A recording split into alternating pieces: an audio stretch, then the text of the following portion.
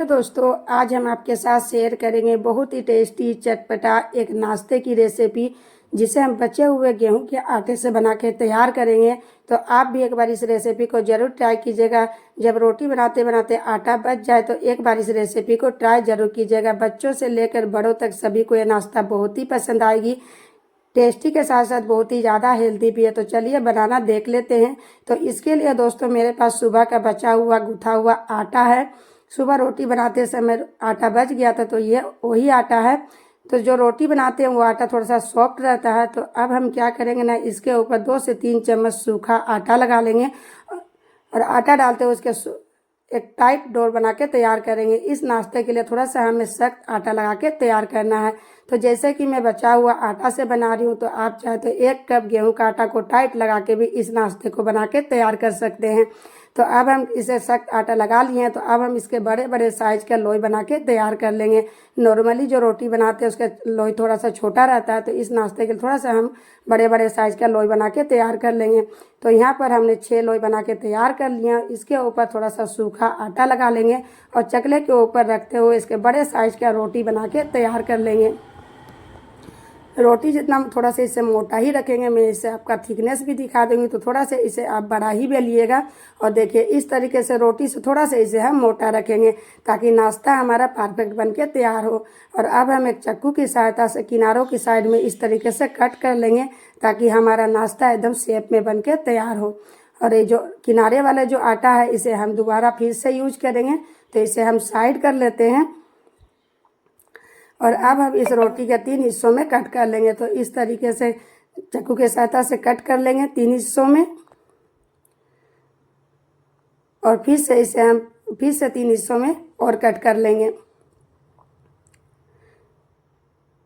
तो इस तरीके से देखिए 3 हिस्सों में कट कर लिए हैं। अब हम क्या करेंगे ना, एक पीस को उठाएंगे और एक किनारों को पकड़ते हुए दूसरे किनारों के साथ इस तरीके से चिपका देना है। बिल्कुल भी इसमें आप पानी भी ऐड नहीं कीजिएगा, आसानी से चिपक जाएगा। और इस तरीके से एक फ्लावर के शेप में बना के तैयार करेंगे। बहुत ही आसानी से बन के तैयार हो जाता है दोस्तों और खाने में बहुत ही ज़्यादा टेस्टी। आप इसे पास्ता के शेप में भी बना सकते हैं। तो देखिए इस तरीके से जब पत्तियाँ थोड़ा सा आपस में चिपक जाए तो इसे खोल दीजिएगा ताकि ग्रेवी अच्छी तरीके से अंदर में एब्जॉर्ब कर सके। और इसी तरीके से सारा नाश्ता को बना के तैयार कर लेंगे। थोड़ा सा आटा को आप सख्त लगाइएगा तो नाश्ता आपका परफेक्ट बन के तैयार होगा। तो देखिए कितने अच्छे तरीके से डिज़ाइन बन के तैयार है। आप अपना पसंद का कोई सा भी शेप में इसे बना सकते हैं, पर मैं इसे इस तरीके से शेप में बना रही हूँ जो देखने में भी अच्छा लगेगा। तो इस तरीके से देखिए सारा नाश्ता को हम बना के तैयार कर लेंगे। तो ये देखिए इतने सारे आटा में इतने सारे नाश्ता बन के तैयार और देखने में देखिए कितने ज़्यादा अच्छे लग रहे हैं। तो सख्त आटा लगाइएगा तो इस तरीके से परफेक्ट बन के तैयार होगा। तो चलिए इसे अब हम बॉईल करते हैं। तो इधर हमने कढ़ाई पर 1 लीटर पानी को गर्म होने के लिए रख दिए थे। इसमें हम 1 चम्मच रिफाइंड तेल ऐड करेंगे। तेल ऐड करने से हमारा नाश्ता आपस में चिपकेगा नहीं और इस तरीके से झाड़ा की सहायता से थोड़ा थोड़ा करके ऐड करते जाएंगे। तो धीरे से ऐड कीजिएगा दोस्तों, पानी बहुत ही ज़्यादा गर्म है, हाथों में छींटा लग सकता है। तो इस तरीके से सारा ऐड करने के बाद एक बार अच्छे से चला देंगे और गैस का फ्लेम को मीडियम रखते हुए इसे 5 से 6 मिनट के लिए पका लेंगे। पानी जब अच्छा सा गर्म रहेगा तो जल्दी से इसमें उबाल आ जाएगा और जब नाश्ता अच्छे से पक जाएगा तो यह ऊपर में देखिए तैरने लगेगा। तो नाश्ता हमारा अच्छी तरीके से पक गया दोस्तों, इतना ही हमें पकाना है, इससे ज़्यादा इसे मत पकाइएगा नहीं तो यह गलने लग जाएगा। तो इस तरीके से एक झारा पे निकाल लेंगे ताकि जो भी एक्स्ट्रा पानी रहे वो निकल जाए। और इसे दोस्तों हम मीडियम फ्लेम में 5 मिनट के लिए पका लिए हैं और इसे हम थाली पे निकाल के रख लेंगे और थोड़ा देर के लिए इसे पंखे के नीचे रख देंगे ताकि थोड़ा सा ये ठंडा हो जाए। तो इस तरीके से देखिए सारा नाश्ता को हम निकाल लिए और कितने अच्छे तरीके से देखिए एक भी नाश्ता टूटे नहीं है। और ये जो पानी बचा है ना इसका इस्तेमाल हम आगे करेंगे, इसे फेंकिएगा नहीं। तो चलिए ग्रेवी बना लेते हैं। तो इसके लिए गैस पर रखे कढ़ाई और उसमें हम ऐड किए 2 चम्मच रिफाइंड तेल। तेल की जगह आप बटर या घी भी ले सकते हैं। आधा छोटा चम्मच जीरा ऐड करेंगे। 6 से 7 कली लहसुन को हम कूट के ऐड किए हैं। 1 से 2 मिनट के लिए लहसुन को अच्छे से भून लेंगे। लहसुन को कूटने की जगह आप बारीक काट के भी ऐड कर सकते हैं। जब लहसुन हल्का सा कलर आ जाए तो इसमें 2 छोटे साइज के बारीक कटा हुआ प्याज को ऐड करेंगे और मीडियम फ्लेम में प्याज को सुनहरा कलर होने तक भूनना है। हमें प्याज का पूरी तरीके से कलर चेंज नहीं करना, हल्का ये सॉफ्ट हो जाए और थोड़ा सा ये कलर चेंज हो जाए तो इतना ही हमें भूनना है। तो ये देखिए दोस्तों 3 से 4 मिनट मीडियम फ्लेम में प्याज को अच्छा सा सुनहरा कलर होने तक फ्राई कर लिए हैं। तो अब हम इसमें ऐड करेंगे आधा छोटा चम्मच काश्मीरी लाल मिर्च और आधा छोटा चम्मच हल्दी पाउडर। इस वक्त हल्दी पाउडर और काश्मीरी लाल मिर्च ऐड करेंगे तो नाश्ता का कलर बहुत ही अच्छा आएगा। अच्छे से चम्मच से इसे मिक्स कर देंगे और इसी के साथ इसमें 2 छोटे साइज के बारीक कटा हुआ टमाटर ऐड करेंगे, साथ ही स्वाद के अनुसार आधा छोटा चम्मच नमक। तो नमक आप अपने अकॉर्डिंग ऐड कीजिएगा दोस्तों। अच्छे से इसे एक बार मिक्स कर लेंगे और गैस का फ्लेम को लो टू मीडियम ही रखिएगा। मिक्स करने के बाद अब हम इस टमाटर को पकाना है, तो इसे ढक के 3 से 4 मिनट के लिए पका लेंगे ताकि टमाटर हमारा सॉफ्ट हो जाए।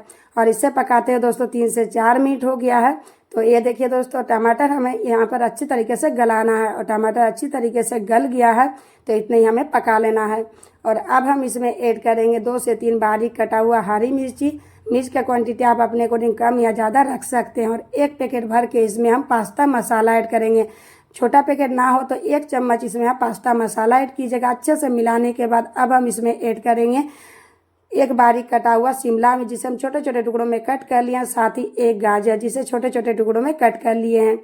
शिमला मिर्च और गाजर ऐड करने से नाश्ता का टेस्ट और भी अच्छा आ जाएगा। अगर गाजर ऐड नहीं करना चाहते तो सिर्फ शिमला मिर्च प्याज टमाटर से भी बना सकते हैं।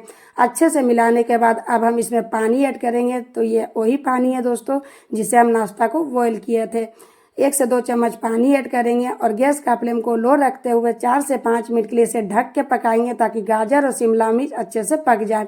इधर नाश्ता को रखे हुए भी 10 मिनट हो गया दोस्तों। तो देखिए पंखे के नीचे रख दिए थे, अच्छे से ये ठंडा हो गया और एक भी नाश्ता देखिए हमारा टूटा भी नहीं है। कितने अच्छे से बनके तैयार हुआ, देखने में कितने अच्छे भी लग रहे हैं। इधर मसाला को भी पकाते हुए दोस्तों 4 से 5 मिनट हो गया है। तो देखिए पानी अच्छी तरीके से सूख गया है और जो शिमला मिर्च और गाजर ऐड किए थे वो भी अच्छे से सॉफ्ट हो गया है। तो हल्का इसे सॉफ्ट करना दोस्तों। हल्का सब्जी में क्रंच रहेगा ना तो खाने में बहुत ही अच्छा टेस्ट लगेगा। तो अब हम जो नाश्ता बना के रखे थे उसे ऐड करेंगे और हल्के हाथों से इसे चलाते हुए मिक्स करेंगे। बिल्कुल भी इसमें जल्दी मिक्स मत कीजिएगा दोस्तों। इसे हम नाश्ता को हमें तोड़ना नहीं है, जैसे सब्जी चलाते हैं ना उस हिसाब से इसे नहीं चलाना है। हल्के हल्के हाथों से इसे आपको चलाना है ताकि नाश्ता हमारा परफेक्ट शेप में ही रहे। और अच्छे से इसे 1 से 2 मिनट के लिए मिक्स कर लेंगे।